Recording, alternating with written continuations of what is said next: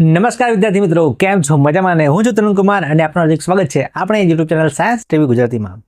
મિત્રો, આજે ફરીથી ધોરણ 10 વિજ્ઞાન પ્રકરણ 13 આપણું પર્યાવરણમાંથી એક ખૂબ જ અગત્યનો વિડીયો, જે ફક્ત આપણા માટે નહીં, આપણી બોર્ડની પરીક્ષા માટે નહીં, પણ આપણી પૃથ્વી માટે પણ એટલું જ જરૂરી છે. તો ચાલો દોસ્તો, આજે ઓઝોનના વિઘટન વિશે કંઈક નવું જાણીએ અને આપણી પૃથ્વીને બચાવીએ. તો ચાલો દોસ્તો, શરૂ કરીએ આજનો વિડીયો.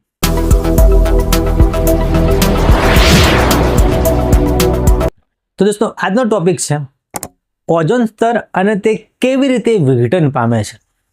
દોસ્તો, પૃથ્વી છે, પૃથ્વીની આસપાસ આપણે જાણીએ છીએ કે ઓઝોનનું એક રક્ષણાત્મક કવચ આવેલું છે. એ ઓઝોનનું સ્તર છે એ સૂર્યમાંથી જે પારજાંબલી કિરણો આવે છે એનાથી પૃથ્વી ઉપર રહેતા બધા જ સજીવોની રક્ષા કરે છે આ ઓઝોન સ્તર. યાદ રાખજો, આ ઓઝોન શું છે? તો ઓઝોન એ 3 ઓક્સિજન પરમાણુ વાળો એક અણુ છે, જેને O3 કહેવાય, ઓઝોન કહેવાય. બરાબર? ઓઝોન શું છે? એ 3 ઓક્સિજનના પરમાણુનો બનેલો અણુ છે, જેને ઓઝોન કહેવાય છે. અને વાતાવરણમાં એનું વિઘટન થઈ રહ્યું છે. બરાબર? અને એ વૈજ્ઞાનિક વિશ્લેષણના આધારે આપણને ખબર પડી છે કે જે પૃથ્વી છે એ પૃથ્વીની ઉપર આકાશની અંદર જે આજુબાજુમાં ઓઝોનનું લેયર છે એ ઘટતું જાય છે, એમાં કાણું પડતું જાય છે, અને એનાથી પારજાંબલી કિરણો પૃથ્વી ઉપર આવી જશે તો પૃથ્વી ઉપર રહેતા બધા જ સજીવો માટે એ ખતરનાક, ભયજનક, જોખમકારક, ડેન્જર હશે. ઓકે, તો જુઓ, પહેલાં તો વાત કરીએ ઓક્સિજનની. ઓક્સિજનમાં શું હોય? ઓક્સિજનમાં 2 પરમાણુ હોય ઓક્સિજનના, એ જાણો છો તમે, ધોરણ 9માં પણ ભણ્યા હશો. એક ઓક્સિજનનો પરમાણુ, બીજો ઓક્સિજનનો પરમાણુ, આ બની ગયો ઓક્સિજનનો અણુ. પણ જો આવા 3 ઓક્સિજનના પરમાણુ ભેગા થાય તો એ બની જાય ozone, O3. Oxygen, oxygen, oxygen, 3 ઓક્સિજનના પરમાણુ, તો એને કહેવાય ઓઝોન. અને 2 ઓક્સિજનના પરમાણુ હોય તો કહેવાય ઓક્સિજન વાયુ, O2. આ સામાન્ય ઓક્સિજન છે, અને આ ઓક્સિજન એ બધા જ સજીવો માટે જરૂરી છે. જે જારક શ્વસન કરતા સજીવો છે, બરાબર, ઓક્સિજનની હાજરીમાં, એ સજીવો માટે જરૂરી છે આ ઓક્સિજન. જો પૃથ્વી ઉપર ઓક્સિજન ખતમ થઈ જાય તો બધા જ સજીવો મરી જાય. બરાબર? તો આ ઓક્સિજન જરૂરી છે પૃથ્વી માટે. હવે શું છે કે આ ઓઝોન છે, O3, એ ભૂસ્તર પર એક ઘાતક વિષ છે, ઝેર છે, ખતરનાક છે. આપણા શ્વાસમાં જતું રહે તો એનાથી આપણા શરીર ઉપર હાનિકારક અસર થશે. વધારે પ્રમાણમાં જતા રહે શરીરની અંદર ઓઝોનના પરમાણુઓ તો આપણે મરી જઈએ. ઓઝોન એ પૃથ્વી ઉપર હોય, જમીનની નજીક હોય તો એ ખતરનાક છે આપણા માટે. પણ જ્યાં સુધી આકાશમાં ઉપર હોય, પૃથ્વીની જમીનથી દૂર, તો એ આપણી રક્ષા કરે છે પારજાંબલી કિરણોથી સૂર્યના. બરાબર? એટલે આપણે શ્વાસમાં તો ના લેવાય, બરાબર, પણ ઉપર પૃથ્વીની આજુબાજુ હોવું જોઈએ ઓઝોન, નહીં તો આપણે ગયા. એટલે ઓઝોન છે તોય ખતરો, ના છે તોય ખતરો. જો હોય તો ઉપર આકાશમાં હોવું જોઈએ. બરાબર? જે આપણું વાતાવરણ છે, વાતાવરણના લેયરની અંદર, ત્યાં હોવું જોઈએ ઓઝોન. જમીન ઉપર ના ચાલે, જમીન ઉપર આવે તો આપણે પટી ગયા. બરાબર? તો તેમ છતાં વાતાવરણના ઉપરી સ્તરોમાં તે એક આવશ્યક કાર્ય સંપાદિત કરે છે. એક આવશ્યક કાર્ય કરે છે. શું કાર્ય કરે છે? તો સૂર્યમાંથી જે અલ્ટ્રાવાયોલેટ પારજાંબલી કિરણો પૃથ્વી ઉપર આવે છે એનાથી આપણી રક્ષા કરે છે. બરાબર? વાતાવરણના ઉપરી સ્તરમાં ઓઝોન સૂર્યમાંથી આવતા પારજાંબલી એટલે કે અલ્ટ્રાવાયોલેટ કિરણોથી પૃથ્વીની રક્ષા કરે છે. માની લો કે સૂર્યમાંથી એ પારજાંબલી કિરણો પૃથ્વી પર આવી જાય, ઓઝોનનું સ્તર ના હોય તો એ ઓઝોન સ્તર આપણા ઉપર બહુ જ ખરાબ અસર કરશે. વનસ્પતિ ઉપર ખરાબ અસર થશે, માણસો ઉપર ખરાબ અસર થશે, અને બીજા પ્રાણીઓ હશે એના ઉપર પણ ખરાબ અસર થશે. સાહેબ, આપણા ઉપર શું ખરાબ અસર થાય? તો જુઓ, આ પારજાંબલી વિકિરણો એ સજીવો માટે અત્યંત હાનિકારક છે, ખતરનાક છે, ડેન્જરસ છે. જો આ પારજાંબલી કિરણો તમારા ત્વચાના ચામડીના કોષોની અંદર ઘૂસી જાય તો એ કોષની અંદર જશે અને કોષના કોષ કેન્દ્રમાં જે DNA હોય એ DNA તોડી કાઢશે, અને પછી શરૂ થશે એક ખતરનાક રોગ, અને એ હશે ત્વચાનું કેન્સર, સ્કિન કેન્સર. બરાબર? જો આ પારજાંબલી કિરણો ત્વચામાં ઘૂસી જાય, ચામડીમાં ઘૂસી જાય, તો એ કોષના કોષ કેન્દ્રમાં જઈને DNA તોડી નાખશે. બરાબર? અને એવી ખામી ઉત્પન્ન કરશે જેનાથી ત્વચાનું કેન્સર, ચામડીનું કેન્સર થઈ શકે છે આ પારજાંબલી કિરણોથી માણસોને. બરાબર. એટલા માટે ખતરનાક છે આ પારજાંબલી કિરણો, અલ્ટ્રાવાયોલેટ કિરણો સૂર્યના, બરાબર. એનાથી ઓઝોન આપણી રક્ષા કરે છે. ઓકે, તો હવે ઓઝોન કેવી રીતે બને છે એની વાત કરીએ, એની બનાવટ જોઈએ. તો ઉચ્ચ ઉર્જાવાળા પારજાંબલી વિકિરણો ઓક્સિજનના અણુને વિઘટિત કરી સ્વતંત્ર ઓક્સિજન પરમાણુ બનાવે છે. ટૂંકમાં સમજો કે હવાની અંદર, વાતાવરણની અંદર હોય ઓક્સિજનનો અણુ, બરાબર. આપણી આજુબાજુ હવામાં ઓક્સિજનના અણુ હોય જ છે, પણ આપણે જોઈ શકતા નથી, બરાબર. તો એ ઓક્સિજનનો અણુ છે ને, બરાબર, એના પર સૂર્યના પારજાંબલી કિરણો પડે, અહીંયા નહીં, ઉપર, બરાબર, 800 થી 1000 કિલોમીટર ઉપર જ્યાં ઓઝોન સ્તર આવેલું છે ને ત્યાં. તો ઓક્સિજન ત્યાં હોય, એ ઓક્સિજન ઉપર આ અલ્ટ્રાવાયોલેટ પારજાંબલી કિરણો પડશે અને ઓક્સિજનનો અણુ છે ને એને તોડી કાઢશે. બે ઓક્સિજનના પરમાણુ, ચાલ તું તૂટી જા, આ રીતે આ ઓક્સિજનનો અણુ છે, આ પારજાંબલી કિરણો આયા અને ઓક્સિજનને ભાઈ તોડીને અલગ કરી દે. તો એ બનાવી કાઢશે ઓક્સિજનના બે પરમાણુ. આ ઓક્સિજનનો અણુ હતો O2, બરાબર. O2 ને તોડીને કોણ તોડશે? પારજાંબલી કિરણો, અલ્ટ્રાવાયોલેટ કિરણો એને તોડી કાઢશે, બે ઓક્સિજનના પરમાણુ અલગ અલગ બનાવી દેશે. હવે આ જે ઓક્સિજનના પરમાણુ બને એનું શું થાય ધ્યાનથી સમજજો, જોજો, બરાબર. ફરીથી ઓક્સિજનનો અણુ તો પારજાંબલી કિરણો એને તોડીને અલગ કરી દે, બરાબર, બંને ભાઈઓ અલગ. હવે એ જે ઓક્સિજનના પરમાણુ છે એ શું કરશે? એમાંથી એક ઓક્સિજનનો એક ઓક્સિજનનો પરમાણુ આ રહ્યો, એ બીજો કોઈ ઓક્સિજનનો અણુ હોય O2, જો આ O2 છે, આ પણ O2 છે, આ ઓક્સિજનનો પરમાણુ જે પેલામાંથી આવ્યો તો તૂટીને એ O2 સાથે જોડાઈ જશે અને O3 બનાવી દેશે. જો આ બે ઓક્સિજનના પરમાણુ છે, આ ઓક્સિજનનો અણુ છે, આ એક આખો ઓક્સિજનનો અણુ કહેવાય, અને આ ઓક્સિજનનો પરમાણુ પેલામાંથી તૂટીને આવ્યો, આ ઓક્સિજનનો પરમાણુ આ ઓક્સિજનના અણુ સાથે આ જે બંધ છે ને દ્વિબંધ એ તોડી કાઢશે, એની સાથે જોડાઈ જશે અને બનાવશે O3, બરાબર. આ તમે જુઓ અહીંયા 3 ઓક્સિજનના પરમાણુ થઈ ગયા, આ ઓઝોન બની ગયો, બરાબર. આ સમીકરણ ખાસ યાદ રાખજો કે O2 માંથી પારજાંબલી કિરણોએ તોડીને O વત્તા O બનાવ્યું અને એમાંથી એક ઓક્સિજન જાય છે O2 જોડે અને એમાંથી O3 બનાવે છે. બે સમીકરણ સિમ્પલ છે, યાદ રાખવા જરૂરી છે, બરાબર. તો ઓક્સિજનનો આ સ્વતંત્ર પરમાણુ ઓક્સિજનના અણુ સાથે જોડાઈને સંયોજાઈને ઓઝોનનો અણુ બનાવે છે.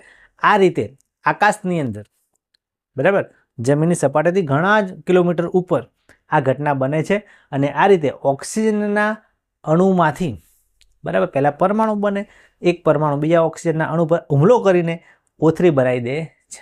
આ રીતે ઓઝોન બને છે. હવે આ રીતે ઓઝોન બને છે અને પૃથ્વીની આજુબાજુ ઓઝોનનું સ્તર આવેલું છે. હવે શું થાય છે જુઓ, તો વાતાવરણમાં ઓઝોનનું વિઘટન થાય છે.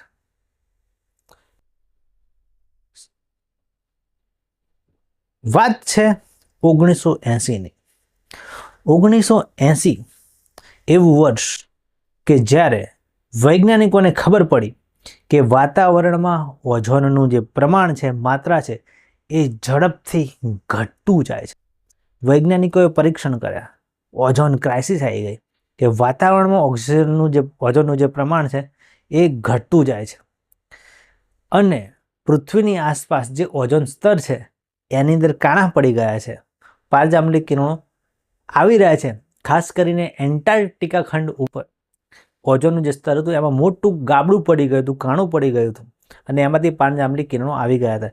વૈજ્ઞાનિકોએ રિસર્ચ કર્યું અને ખબર પડી કે આના મુખ્ય પરિબળ છે ક્લોરોફ્લોરોકાર્બન. મિત્રો આનું પૂરું નામ યાદ રાખજો, ક્લોરોફ્લોરોકાર્બન, CFC. S લગાવો તો વાંધો નથી, પણ એ કેમ છે બહુવચન માટે, ક્લોરોફ્લોરોકાર્બન્સ એટલે ઘણા બધા એવા હોય છે, જેમાં CFC યાદ રાખજો, CFC ક્લોરોફ્લોરોકાર્બન.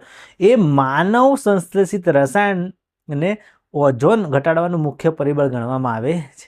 આ CFC છે એ ઓઝોનને નુકસાન પહોંચાડે છે. એ CFC ક્યાંથી પૃથ્વી ઉપર આવ્યો? તો આપણા ઘરે જે રેફ્રિજરેટર વપરાતા હતા પહેલાં, અત્યારે નહીં, અત્યારે જે નવા રેફ્રિજરેટર આવે છે એની અંદર CFC હોતો નથી, બરાબર. પહેલાંના જે રેફ્રિજરેટર હતા એમાં કુલન્ટ તરીકે રેફ્રિજરેટરને ઠંડુ રાખવા માટે જે પદાર્થ વપરાય એને શીતક કહેવાય, કુલન્ટ કહેવાય. એ કુલન્ટ તરીકે પહેલાં CFCનો ઉપયોગ થતો હતો. એ રેફ્રિજરેટરોમાંથી બહાર નીકળે હવા, એમાંથી CFC બહાર નીકળતો હતો, બરાબર. પછી એના સિવાય અગ્નિશામકોમાં પહેલાં CFC હોતો હતો, એમાંથી પણ. પછી સ્પ્રે આવે, પહેલાં સ્પ્રે આવતા હતા, પરફ્યુમ, પરફ્યુમમાંથી પણ CFC બહાર નીકળતો હતો. તો એ CFC હવામાં જાય, હવામાં જઈને આકાશમાં જાય અને આકાશમાં જઈને જે ઓઝોનનું સ્તર છે એમાંથી ઓઝોનના પરમાણુને તોડી દેતો હતો. બરાબર, એવું થતું હતું. બરાબર, તો વાત કરી એમ કે પૃથ્વી ઉપર એન્ટાર્કટિકા ખંડ હતો એ બાજુ આવું કાણું પડી ગયું હતું અને પછી એમાંથી પારજાંબલી કિરણો આવતા થઈ ગયા. તો આપણે એનું મુખ્ય કારણ શું હતું? તો મુખ્ય કારણ તો ક્લોરોફ્લોરોકાર્બન જેવા જે રસાયણો છે એ ઓઝોન સ્તર ઉપર જાય છે, ત્યાં જાય છે, એનું વિઘટન કરે છે. બરાબર, અને એ CFC ક્યાંથી આવે છે? તો રેફ્રિજરેટર, અગ્નિશામક, પછી પરફ્યુમ, એમાંથી CFC નીકળતા હતા અને એ આકાશમાં જાય ને ઓઝોનના જે અણુ હોય એને તોડી કાઢે. બરાબર, એટલે એવું થતું હતું. હવે થયું કેવું? તો એનું જે જાણકારી હતી એ જો વૈજ્ઞાનિકોએ મળી, પછી એના આધારે UNEP, united nations environment programme, આનું પૂરું નામ પણ યાદ રાખજો તમે. UNEP એટલે યુનાઇટેડ નેશન્સ એન્વાયરમેન્ટ પ્રોગ્રામ દ્વારા 1987ની અંદર આ જે CFC હતો એ CFCને બેન્ડ કરવામાં આવ્યો. એનું ઉત્પાદન ઘટાડવા માટે દેશોને કહેવામાં આવ્યું કે ભાઈ ચલો CFC બંધ કરો, નહીં તો એ ઓઝોનને તોડી નાખશે અને પૃથ્વી ઉપર આપણે રહી શકીશું નહીં, આપણે બધા મરી જઈશું.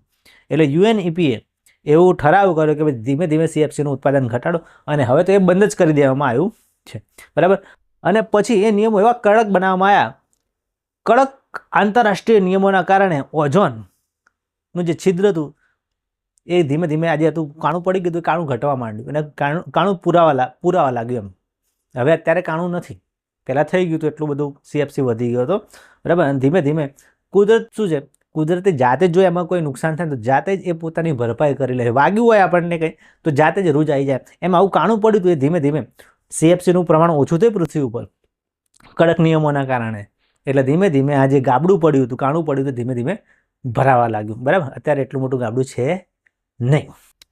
તો એનું કારણ છે કે એ વખતે જે આદેશ કરવામાં આવ્યો એનાથી રેફ્રિજરેટરોની અંદર CFC હવે વપરાતો નથી. જો CFC વપરાતો હોત તો અત્યારે પણ રેફ્રિજરેટર એવા હોત અને અત્યારે તો ગાબડા પડી ગયો તો અત્યારે તો સ્કિન કેન્સરના કેસો વધી ગયા હોત. બરાબર, તો એવા કડક નિયમો લાયા. બરાબર, કે જેથી હવે CFCનું ઉત્પાદન ઘટી ગયું છે. બરાબર, તો યાદ રાખજો કે ઓઝોનને નુકસાન પહોંચાડવાનું મુખ્ય કારણ CFC ક્લોરોફ્લોરોકાર્બન છે.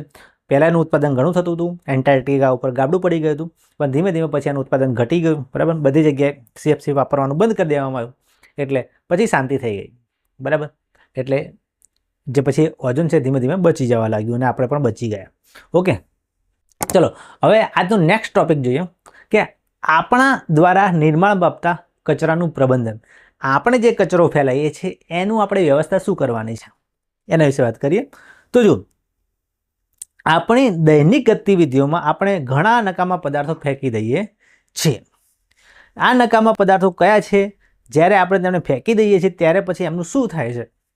જો આપણે રોજબરોજ જે ક્રિયાઓ કરીએ છીએ, આપણે સવારે ઉઠીને બ્રશ કરીએ અને રાતે ઊંઘી જઈએ ત્યાં સુધી ઘણી બધી ક્રિયાઓ કરીએ છીએ અને એમાં ઘણો બધો કચરો આપણે ફેલાવીએ છીએ. જેમ કે કેળું ખાઈએ તો કેળાની છાલ. બરાબર, પછી આ રીતે તમે દવા લેતા હો તો દવા, બીજે કોઈ પ્લાસ્ટિકના રેપર હોય, બીજા કાગળ હોય, કાપડ હોય, આ બધી વસ્તુ, નકામી વસ્તુ આપણે રોજબરોજના જીવનમાં નીકળતી જ હોય છે. બરાબર, આપણે તો પછી કચરા ટોપલીમાં નાખી દઈએ, ઘરની બહાર એનો નિકાલ કરી, પણ આગળ એનું શું થાય છે? તો વિદ્યાર્થી મિત્રો, જો આપણે એક વસ્તુ કરી શકીએ કે આવી કોઈ વસ્તુ હોય ને, જેમ કે આ કેળાની છાલ હોય, પ્લાસ્ટિક હોય, કાગળ હોય, કાપડ હોય, એને જમીનમાં તમે દાટી દો 15 દાડા માટે. 15 દિવસ માટે કચરાને માટે 15 સેન્ટીમીટર ઊંડો ખાડો કરો અને એમાં થોડોક ભીનો રાખો અને પછી 15 દિવસ એને મૂકી રાખો, ટૂંકમાં દાટી દો. 15 દિવસ પછી તમારે જોવાનું કે ભાઈ અંદર કોઈ પ્લાસ્ટિકની બોટલ તમે નાખી હતી કે કેળાની છાલ નાખી હતી કે કાગળ કાપડ નાખ્યું હતું, એનું શું થાય છે? 15 દિવસ પછી ખોદીને તમારે જોવાનું. 15 દિવસ પછી તમે જોશો કે જે તમે વસ્તુ દાટેલી હતી જમીનમાં એમાંથી કાગળ હશે, કાપડ હશે, બરાબર, કે કેળાની છાલ હશે, એ કોવાઈ જઈ હશે જમીનની અંદર, એ વિલીન થઈ ગયું હશે, પોષક તત્વો એમાં જમીનમાં ભળી ગયા હશે. વાત કરી હતી એમ મિટ્ટી में मिल जाएंगे. તો એવી કોઈ વસ્તુ હોય જે ઓર્ગેનિક હોય, કુદરતી હોય, જેમ કે કાગળ છે, બરાબર, પછી કેળાની છાલ હોય, ડુંગળીના બીજા કોઈ શાકભાજીના ફોતરા હોય, તો એ જમીનમાં ભળી જશે. પણ તમે જોશો કે પ્લાસ્ટિકની બોટલ કે પ્લાસ્ટિકની કોઈ વસ્તુ હશે એ ઓગળશે નહીં, એ ભળશે નહીં, એનું વિઘટન થશે નહીં. એ આપણા પર્યાવરણ માટે ખતરનાક છે. કુદરતી વસ્તુ એ ડિગ્રેડેબલ છે, બાયોડિગ્રેડેબલ છે, કુદરતી રીતે એનું વિઘટન થઈ જાય. પણ પ્લાસ્ટિક એવી વસ્તુ છે કે લાંબા સમય સુધી એ એવી ને એવી રહે છે, અપરિવર્તિત રહે છે, એનું કોઈ નુકસાન થતું નથી. એટલે આપણા પર્યાવરણ માટે નુકસાનકારક છે. આવું કેમ થાય સમજો તો, જે મોટાભાગે બેક્ટેરિયા હોય, સૂક્ષ્મજીવો હોય, જે વિઘટકોની અંદર હોય, એમાં ખાસ પ્રકારના ઉત્સેચકો આવેલા હોય. એ ઉત્સેચકોની વિશિષ્ટ ક્રિયા છે કે જે ઉત્સેચકો છે એ કોઈ કુદરતી વસ્તુ હોય ને, જેમ કે વનસ્પતિનું પર્ણ હોય, કાગળ હોય, બરાબર, કોઈ કેળાની છાલ હોય, તો એ જે ઉત્સેચકો છે એ કુદરતી જે વસ્તુ હોય ને એનું વિઘટન કરી દે છે, એને સડાઈ કાઢે અને પોષક તત્વો એમાંથી લઈ લે, બરાબર. પણ એ જે બેક્ટેરિયા હોય, એ બેક્ટેરિયા પ્લાસ્ટિક છે ને, એ પ્લાસ્ટિક ઉપર આ ઉત્સેચકોની કોઈ અસર થતી નથી. એટલે પ્લાસ્ટિકનું વિઘટન કરી શકતા નથી. એટલે ટૂંકમાં કહેવાનો મતલબ, આ જે બેક્ટેરિયા હોય ને એ કુદરતી વસ્તુને ખાઈ જાય, પણ પ્લાસ્ટિક છે ને એ વસ્તુને ખાઈ શકતા નથી. કેમ? કારણ કે આની અંદર ઉત્સેચકો એવા આવેલા હોતા નથી, બરાબર. તો ખોરાકના પાચન માટે વિશિષ્ટ ઉત્સેચકોની જરૂર હોય છે. જે ખોરાક ખાઈએ છીએ આપણે હોય, બીજા બેક્ટેરિયા હોય, એના શરીરમાં ઉત્સેચકો આવેલા હોય. એ ઉત્સેચકો ખોરાકનું પાચન કરી શકે અને ઉર્જા મળશે. માની લો કે જે કોલસો છે, આપણે કોલસો ખાઈએ તો આપણે ઉર્જા મળશે? ના, કોલસામાંથી આપણને ઉર્જા મળતી નથી, કારણ કે આપણા શરીરના ઉત્સેચકો એ કોલસાનું પાચન કરી શકતા નથી. એ જ રીતે જે બેક્ટેરિયા છે, એ બેક્ટેરિયા છે, મૃતોપજીવી બેક્ટેરિયા, એ કુદરતી વસ્તુનું વિઘટન કરી શકશે. પણ આ પ્લાસ્ટિક છે, એ પ્લાસ્ટિક જે માનવ સર્જિત પદાર્થ છે એનું વિઘટન કરી શકતા નથી, એનું પાચન કરી શકતા નથી. એટલે પ્લાસ્ટિકની બોટલ એ સડતી નથી વર્ષો સુધી, બરાબર. પ્લાસ્ટિક સડતું નથી. તો આના આધારે આપણે વાત કરીએ તો આપણે રોજિંદા જીવનમાં જે કચરો કાઢીએ છીએ એના બે પ્રકારો પડે છે. અમુક વસ્તુ એવી છે જે સડી જાય છે, વિઘટન થઈ જાય છે, અને અમુક વસ્તુ એવી છે જે કદી વિઘટન થતી નથી, જે સડતી નથી. આપણા પર્યાવરણ માટે કોણ નુકસાનકારક? જે સડી જાય કે ના સડે? તો ના સડે એ વસ્તુ આપણા પર્યાવરણ માટે નુકસાનકારક કહેવાય. તો દોસ્તો, એના માટે આપણે સમજવું પડશે બે પ્રકારો, કચરાના બે પ્રકારો. જો, એક છે જૈવ વિઘટનીય કચરો, બાયોડિગ્રેડેબલ, જે કુદરતી રીતે સડી જાય છે, વિઘટન થઈ જાય છે. તો જે પદાર્થો જૈવિક ક્રિયા દ્વારા વિઘટિત થાય છે તેઓને જૈવ વિઘટનીય પદાર્થો કહેવામાં આવે છે. એટલે કે બેક્ટેરિયા એનું વિઘટન કરી દે, બેક્ટેરિયાને ખાઈ જાય. ચલો ભાઈ, આવા દો, અમે ખાઈ શકીએ છીએ. અને જેમ કે કેળાની છાલ હોય, ડુંગળીના ફોતરા હોય, સફરજનની છાલ હોય, બરાબર, સડેલા શાકભાજી હોય, ફળ હોય, ફ્રૂટ હોય, એ બધા જ જૈવ વિઘટનીય કચરામાં આવશે, જૈવ વિઘટનીય પદાર્થો આવશે, બરાબર. એ તમે જમીનમાં નાખો તો એનું વિઘટન થઈ જાય અને વનસ્પતિ એમાંથી પોષક તત્વો લઈ પણ શકશે, બરાબર. તો યાદ રાખજો, જૈવ વિઘટનીય પદાર્થો જેનું કુદરતી રીતે વિઘટન થઈ શકે છે, બરાબર. અને બીજા અજૈવિક વિઘટનીય, નોન બાયોડિગ્રેડેબલ, જેનું વિઘટન થતું જ નથી, બરાબર. જે પદાર્થો જૈવિક ક્રિયા દ્વારા વિઘટન પામતા નથી. એટલે બિચારા બેક્ટેરિયા આને ખાવું છે પણ ખાઈ શકતા નથી, કારણ કે એમાં ઉત્સેચકો નહીં આવેલા હોતા, બરાબર. તો આ પદાર્થો નિષ્ક્રિય છે અને લાંબા સમય સુધી પર્યાવરણમાં ટકી રહે છે અને નિવસન તંત્રને નુકસાન પહોંચાડે છે. એ નકામો કચરાનો ઢગલો કે જેની અંદર પ્લાસ્ટિક હોય, પોલિથીન હોય, કોથળીઓ હોય, બરાબર. તમે તો પડીકું ખાઈને કુરકુરે ખાધું, પડીકું ગમે ત્યાં ફેંકી દીધું. ભાઈ પ્લાસ્ટિકને એટલો બધું નકામો કચરો વધી ગયો છે જેનું વિઘટન થઈ શકતું નથી અને પર્યાવરણને નુકસાન પહોંચાડે છે. એટલે ભાઈ તમે કુરકુરે ખાઓ, વેફર ખાઓ, ગમે તે ખાઓ, પણ પ્લાસ્ટિકના પડીકા ગમે ત્યાં ફેંકશો નહીં. એનો નિકાલ કરો, બરાબર, યોગ્ય જગ્યાએ, કારણ કે એ આપણા પર્યાવરણ માટે નુકસાનકારક છે મિત્રો. પ્લાસ્ટિક બહુ જ ડેન્જરસ. ઓકે, તો કચરાનું વર્ગીકરણ બે રીતે કરી શકાય. એક, જૈવ વિઘટનીય કચરો, જૈવ અવિઘટનીય કચરો. જૈવ વિઘટનીય કચરો એટલે કેવો કે જૈવિક ક્રિયા વડે એનું વિઘટન થાય. આ બિચારાનું ના થાય, બિચારો તો કંઈ છે નહીં, પણ ભાઈ એનું વિઘટન ના થાય જૈવિક રીતે, ખતરનાક છે. પર્યાવરણમાં આનું વિઘટન થશે એટલે પોષક તત્વો પર્યાવરણમાં ભળી જશે, આખો જે પદાર્થ છે પર્યાવરણમાં ભળી જશે. આ લાંબા સમય સુધી એમને એમ જ રહે છે, પર્યાવરણમાં ભળતો નથી, બરાબર. તો શું કરી શકાય? તો આપણી જીવનશૈલી પર એની અસર થાય છે, બરાબર. એટલે આપણે સુધારો કરવો પડે. શું કરવું પડે? જુઓ, તો આપણી જીવનશૈલીમાં સુધારણા અને પેકેજિંગની પદ્ધતિમાં પરિવર્તન આવવાથી જૈવ અવિઘટનીય કચરામાં ઘણો મોટો વધારો થયો છે. બરાબર. પહેલાં કેવું હતું કે બધા લોકો ગામડામાં રહેતા હતા, ગ્રામ્ય જીવન વધારે. તો તમે જો સિટીમાં પબ્લિક વધતી જાય. સિટીની અંદર વસ્તી વધારો થતો જાય છે, પબ્લિક એટલી વધતી જાય છે, એના કારણે ઘરોના ભાવ વધી જાય છે, ભાડા વધી જાય છે, મોંઘવારી વધતી જાય છે. કેમ? કારણ કે પબ્લિક સિટી તરફ રહેવામાં આવે છે, શહેર તરફ રહેવા જાય છે, અને પછી પ્રદૂષણ પણ વધતું જાય છે. આવો કચરો છે એ પણ દિવસે દિવસે વધતો જાય છે. દરેક વસ્તુ તમે જુઓ, પ્લાસ્ટિકનું પેકેજિંગ જ હોય અને આપણે એને પછી ગમે ત્યાં ફેંકી દઈએ છીએ. એટલે દિવસે ને દિવસે આવો જૈવ અવિઘટનીય કચરો વધતો જાય છે પૃથ્વી ઉપર. એ બહુ જ મોટો ખતરો છે. બરાબર. તો શું કરવું જોઈએ? તો સ્થાનિક પ્રબંધન આપણે એના માટે ચેક કરવું જોઈએ કે ભાઈ આપણે કચરાનો નિકાલ ક્યાં કરવો. તમારે શું જોવાનું? તો જુઓ, તો શું તમારા વિસ્તારમાં કચરાના નિકાલ કે સુએજ ટ્રીટમેન્ટ માટે કોઈ વ્યવસ્થા થયેલી છે? બરાબર. શું જૈવ વિઘટનીય અને જૈવ અવિઘટનીય કચરાને અલગ અલગ કરવાની કોઈ વ્યવસ્થા છે? બરાબર. અલગ અલગ ટોપલી છે, પ્લાસ્ટિકને અલગ કચરાપેટીમાં અને બાયોડિગ્રેડેબલ જે વિઘટનીય પદાર્થો એને અલગ અલગ કચરાપેટીમાં રાખવાનું. એટલે આની વ્યવસ્થા હોવી જોઈએ. તો ગમે ત્યાં કચરો ન નાખતા આપણી નગરપાલિકા, બરાબર, કે તમે જે વિસ્તારમાં રહેતા હોય, ગામડામાં રહેતા હોય, ગામડામાં તો બહુ મોટો પ્રોબ્લેમ. બરાબર. સિટીની અંદર તો કદાચ કચરા લેવાવાળા પણ આવતા હોય છે. બરાબર. ડોર ટુ ડોર કચરાનું વ્યવસ્થાપન કરવા માટેની ગાડીઓ ફરતી હોય છે. તમે એમાં કચરો નાખી શકો છો. બરાબર. વિદેશમાં સિસ્ટમ વધારે સારી હોય છે. વિદેશમાં શું હોય છે તમને કહું કે વિદેશની અંદર પહેલું તો બહાર રખડતા ઢોર ના હોય. બરાબર. વિદેશમાં કેવું હોય કે તમારા ઘરનો કચરો તમારે એક કાળા કલરની જે થેલી હોય ને એમાં ભરીને બહાર મૂકી દેવાનો. બસ નિરાશ થઈ જવાનું. કચરાવાળા વ્યક્તિઓ જે સફાઈ કામદાર હોય ગમે ત્યારે આવીને આખા દિવસમાં એ લઈ જશે. આપણા સિસ્ટમમાં શું છે કે ભાઈ ઘરે ઘરે કચરાની પેટીઓ આવે. જો તમે ઘરે હાજર હોય તો કચરો તમે એની અંદર નાખી શકો છો. ઘરે હાજર ના હોય તો જે ટાઈમે કચરો લેવાવાળો આવતો હોય તમારે નાખવા જવું પડે. વિદેશમાં સારી સિસ્ટમ છે કે ભાઈ કચરાની થેલીઓ હોય ને ભરીને બહાર મૂકી દેવાની. એ ભાઈ આવશે લઈને ડાયરેક્ટ એના વાહનમાં નાખી દેશે. વિદેશની સિસ્ટમ સારી. આપણે અહીંયા છે કચરો લેવા આવે છે, નો ડાઉટ, પણ ઘરે તમે હાજર ના હો તો કચરો કોણ લે? કચરો તો ઘરમાં સડી જાય. બરાબર. ઇન કેસ આપણે બહાર મૂકી દઈએ તો બીજું શું પ્રોબ્લેમ થાય કે રખડતી ગાયો, રખડતા કૂતરા આપણે ત્યાં આવીને કચરો ફેદા કરીને એમાંથી ખાવા લાગે.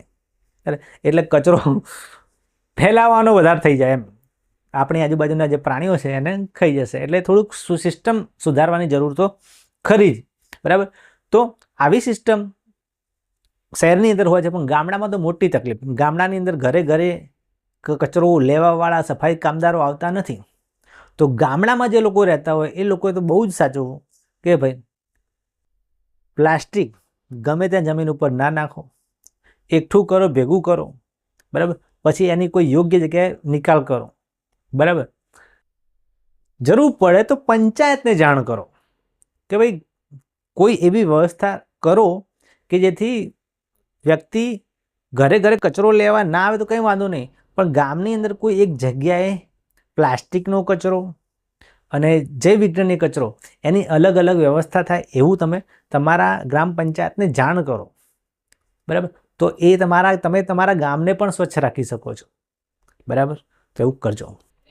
તો જો તમારી આસપાસ કોઈ એવી વ્યવસ્થા ના હોય તો તમારી પંચાયત, નગરપાલિકા કે આવાસ કલ્યાણ સમિતિ હોય એ લોકોને જાણ કરો કે ભાઈ અમારે ત્યાં યોગ્ય કચરાનો નિકાલ થતો નથી, યોગ્ય કચરાનો નિકાલની વ્યવસ્થા કરો. અને હવે તો વિડીયો બનાવવાનો જમાનો છે ભાઈ. વિડીયો બનાવીને વાયરલ કરી દેવાનો. બરાબર. જો કોઈ જગ્યાએ ખોટી વસ્તુ તમને દેખાતી હોય, બરાબર, તો અત્યારે જમાનો કેવો છે કે ભાઈ કોઈ જલ્દી સાંભળતું છે નહીં. તો આપણે કોઈ વસ્તુ દેશની અંદર સુધારવાની જરૂર છે તો એનો વિડીયો બનાવી દેવાનો. બરાબર. પછી સિસ્ટમને જાણ કરવાની. પછી કંઈ ના થાય તો પછી સોશિયલ મીડિયામાં લાવવાનું. સોશિયલ મીડિયામાં કોઈ વસ્તુ વાયરલ થાય એટલે એને ન્યાય મળી જાય. બરાબર. કોઈ આ રીતે કચરાની વ્યવસ્થા ના થતી હોય તો થાય છે, પછી ધીમે ધીમે થાય છે, થશે. બરાબર. તો તમે આ રીતે જાણ કરી શકો છો. સુએજ ટ્રીટમેન્ટ, ગંદુ નકામું પાણી, બરાબર, કે સ્થાનિક જળાશયોમાં ગમે ત્યાં જવા દેવામાં ના આવે. બરાબર. અત્યારે શું ગટરની લાઈનો હોય ને તો અમુક જગ્યાએ તો નદીની અંદર, તળાવની અંદર કે ગમે ત્યાં જવા દેવામાં આવે દૂષિત પાણી તો એ ના યોગ્ય કહેવાય. એટલે જે સુએજ ટ્રીટમેન્ટ એ કરીને એની અંદર બેક્ટેરિયા, વાયરસ બધું એનું નાશ કરીને પછી એવા પાણીનો નિકાલ કરવામાં આવે એને સુએજ ટ્રીટમેન્ટ કહેવાય. બરાબર. તો ગંદુ પાણી, કેમિકલ ફેક્ટરીઓવાળું પાણી, ઘરોનું પાણી, બરાબર, ગટરોનું પાણી એ કોઈ સ્વચ્છ પાણીમાં ના જતું રહે, નિકાલ ના થઈ જાય એનું ખાસ ધ્યાન રાખવું જોઈએ. બરાબર. અને બીજું કે આપણે જે કચરાનું વ્યવસ્થાપન કરીએ છીએ એ ખાસ જોવાનું કે જૈવ વિઘટનીય અને જૈવ અવિઘટનીય કચરો અલગ અલગ છે. એના માટેની અલગ અલગ કચરા ટોપલી છે. બરાબર. જૈવ વિઘટનીય કચરાથી કોઈ પ્રોબ્લેમ નથી. બરાબર. આપણા દેશને, આપણા પર્યાવરણને કોઈ પ્રોબ્લેમ નથી. જૈવ અવિઘટનીય કચરાથી પ્રોબ્લેમ છે. બરાબર. એટલે એનું થોડું ધ્યાન રાખો. એક ઉદાહરણ લઈએ. જુઓ, જેમ કે રેલવેની અંદર પહેલાં પ્લાસ્ટિકના કપ વપરાતા હતા, આવા પ્લાસ્ટિકના કપ. પછી જોયું કે ભાઈ રેલવેમાં નહીં, ઘણી બધી જગ્યાએ ચા પીવા માટે કે ગમે ત્યાં પ્લાસ્ટિકના કપ ખાસ કરીને વપરાતા હતા. પણ એનાથી શું થયું કે પ્લાસ્ટિક ધીમે ધીમે વધવા લાગ્યું. બરાબર. એટલે પ્રદૂષણ થવા લાગ્યું. બરાબર. એટલે પછી લોકો કે ભાઈ આનાથી તો ચા ના પીવા, ભાઈ કેન્સર થાય, ના થાય.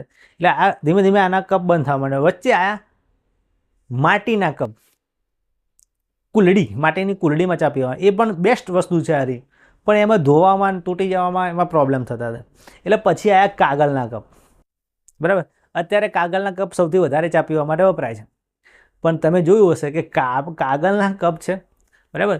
આમ તો જો આ તો સૌથી ખરાબ છે, આ સૌથી બેસ્ટ છે, પણ ચાલ્યા નહીં. આ થોડા સારા કહેવાય, એનાથી પ્રદૂષણ ઓછું થાય કારણ કે આ કાગળ છે. પણ આપણા હેલ્થ માટે આ પણ સારા નથી, કારણ કે એની અંદર તમે જોશો ને તો અંદર પ્લાસ્ટિકનું લેયર હોય છે. અને જો ગરમ ગરમ ચા આવા પ્લાસ્ટિકના કાગળના કપમાં જાય તો અંદરનું લેયર પ્લાસ્ટિકનું હોય છે, પતલું એકદમ. તમે ખોલીને જોજો, પોલિશ કરેલું હોય તો એ માઇક્રો પ્લાસ્ટિક આપણા શરીરમાં જાય તો એનાથી પણ કેન્સર જેવા રોગો થઈ શકે છે. એટલે આમાંથી સૌથી બેસ્ટ છે આ ઉલ્લીવાળા કપ અથવા ચીના માટીના કપો, એ સૌથી સારા છે. બરાબર. આ યુઝ એન્ડ થ્રોવાળા નહીં ચાલતા, પણ અત્યારે સૌથી વધારે ચાલે છે. હું તો એના પણ સંમત નથી કે ભાઈ આ બેસ્ટ કહેવાય. ના, બેસ્ટ આ રહે છે માટીના. બરાબર. અને હું તો એમ જ કહું છું કે ભાઈ ચા પીવી જ શું કરવા પડે આખો દિવસ. ઘરે સવારે એક આપણા ઘરે ચા હોય, બનાવો છો તમે રોજ, અને આપણા ઘરે તો મસ્ત કપકાબી હોય, એમાં ચા પી લો અને બહાર જાઓ એટલે ભાઈ જાત જાતના કપો લેવા પડે. શું કરવા લેવા પડે ભાઈ? ચા આખો દિવસ ના પીવાનું. મને ખબર છે કે ભાઈ આપણા ભારતીયો છે ને ચા 3 ટાઈમ જોવે, સવારે, બપોરે, સાંજે, અમુક તો રાતે પણ પીતા હોય. પણ ભાઈ ચાના રસિયા છો, મને ખબર છે, ઘણા લોકો ચાના રસિયા હોય છે, પણ તેમ છતાં એટલી બધી ચા પણ સ્વાસ્થ્ય માટે સારી નહીં. દિવસમાં એકાદ વખત પી લેવાય, પણ પછી 3-4 ટાઈમ તમે ચા પીવો તો ચા પણ આપણા સ્વાસ્થ્ય માટે એટલી સારી છે નહીં. બરાબર. એટલે ચા પીવાનું ટાળી દો તો આ તો આવશે જ નહીં પ્રોબ્લેમ. બરાબર. તો આ વસ્તુ હતી કે ભાઈ કચરો છે, કચરાનું વ્યવસ્થાપન યોગ્ય જગ્યાએ કરવું જોઈએ. જૈવ વિઘટનીય કચરો અલગ, જૈવ અવિઘટનીય કચરો અલગ. હવે દોસ્તો મારે તમને એક વાત કહેવી હતી કે આપણે વાત કરી કે પ્લાસ્ટિક જે છે ને એ વસ્તુ ખૂબ જ ખતરનાક છે. પણ હમણાંના થોડા સમય પહેલાંના રિસર્ચમાં એવું આવ્યું છે કે એક ખાસ જાતના બેક્ટેરિયા છે, કે જીવડા છે. બરાબર. એ શું કરે છે, એક વૈજ્ઞાનિકે પ્રયોગ કર્યો હતો આ, કે પ્લાસ્ટિકની થેલીની અંદર એ ઈયળો જેવા જે જીવડા હતા એને મૂકવામાં આવ્યા. તો એ જીવડા છે પ્લાસ્ટિકને ખાઈ શકે છે. પછી એનું મતલબ આમ તો બધા બેક્ટેરિયાની અંદર ઉત્સેચકો હોતા નથી, પણ એક ખાસ પ્રકારના જે જીવડા આવે છે ઈયળો જેવા, એની અંદર કંઈક એવા ઉત્સેચકો હોય છે જે પ્લાસ્ટિકને પણ ખાઈ શકે છે, એવું રિસર્ચ થયેલું છે. બરાબર. તો એ જો ભવિષ્યમાં એની ઉપર આગળ રિસર્ચ થાય તો હવે કદાચ થોડીક એવી આશા બંધાઈ છે કે આપણે પ્લાસ્ટિકનો પણ નિકાલ કરી શકીશું, પ્લાસ્ટિકને પણ બાયોડિગ્રેડેબલ, જૈવ વિઘટનીય બનાવી શકીશું. એ જે કીટકો છે, જીવડા છે, એના આધારે, ઈયળોના આધારે જે છે, એના આધારે કીટકોથી. બરાબર. તો એનું આગળ રિસર્ચ ચાલી રહ્યું છે. બરાબર. આશા છે કે એ જો સાબિત થઈ જાય અને એનો પછી ઉપયોગ થવા માંડે તો પૃથ્વી ઉપરથી લાખો કરોડો ટન જે પ્લાસ્ટિક છે, નકામું પ્લાસ્ટિક જે પ્રદૂષણ ફેલાવે છે, એનો નિકાલ થઈ શકશે. તો એવી આશા છે મને કે કદાચ એ કીટકો, એ જીવડા આપણી વારે આવે અને પૃથ્વીને બચાવી લે. તો તમે પણ એ ગૂગલમાં સર્ચ કરીને જોઈ શકો છો કે ભાઈ આ વાત સાચી છે કે ખોટી. ઓકે. અને સાચી લાગે તો પછી કોમેન્ટ કરજો આવીને કે હા સર આવું તો છે કંઈ. તો ચાલો વિદ્યાર્થી મિત્રો, આ વિડીયોમાં બસ આટલું જ. આ વિડીયો તમને કેવું લાગ્યું ચોક્કસથી આમાં તમને ઘણી બધી માહિતી મળી હશે, ઘણું બધું જાણવા મળ્યું હશે. આપણા પર્યાવરણ માટે, આપણી પૃથ્વી માટે ઉપયોગી વસ્તુ તમે જાણી હશે. આ ઉપરાંત બોર્ડની પરીક્ષા માટે ઉપયોગી ટોપિક તો તમે સમજ્યા જ છો, બરાબર. બોર્ડની પરીક્ષામાં જૈવ વિઘટનીય, અજૈવિક વિઘટનીય કચરો અને ઓઝોનનું વિઘટન પૂછાય છે, એટલે એ પણ તૈયાર કરી દેજો, બરાબર. મિત્રો, આ ઉપરાંત તમને આ ચેપ્ટરના IMP પ્રશ્નો જોઈતા હોય, જાઓ સાથે ડિસ્ક્રિપ્શનમાં તમને આની લિંક આપી હશે, PDF તમને ફ્રીમાં મળી રહેશે, બરાબર.